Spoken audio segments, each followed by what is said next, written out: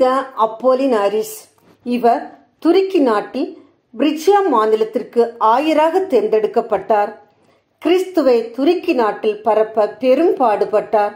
இதனால் அந்நாட்டு அரசன் மார்க்ஸ் அவுரேலியஸ் என்பவரால் பல துன்பங்களை அனுபவித்தார். ஆனால் ஆயர் தன்னுடைய ஜெபத்தால் அரசனை வென்றார்.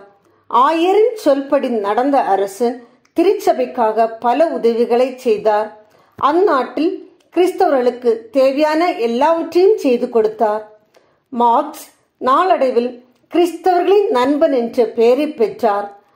அப்போலினாரிஸிடமிருந்து பல விசுவாச போதனைகளை கற்றுக்கொண்டார்.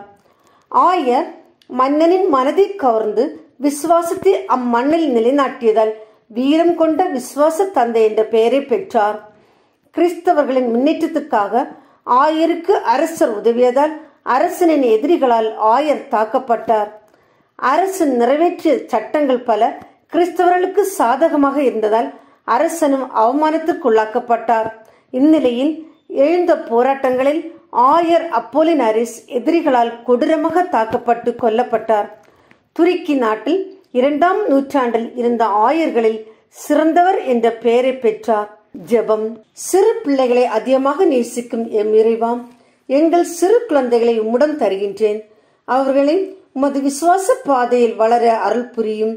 சாலோமனுக்கு ஞானத்தை கொடுத்தது போல எங்கள் குழந்தைகளுக்கு ஞானத்தையும் நல்ல உடல்நலத்தையும் தந்து அவர்களை உமது கருவியாக்கி உமக்கு சாட்சி பகிர்பவர்களாக வளர கிருபை செய்யும். ஆமீன். புனித அப்போலினாரிஸ் எங்களுக்காக வேண்டிக் கொள்ளும்.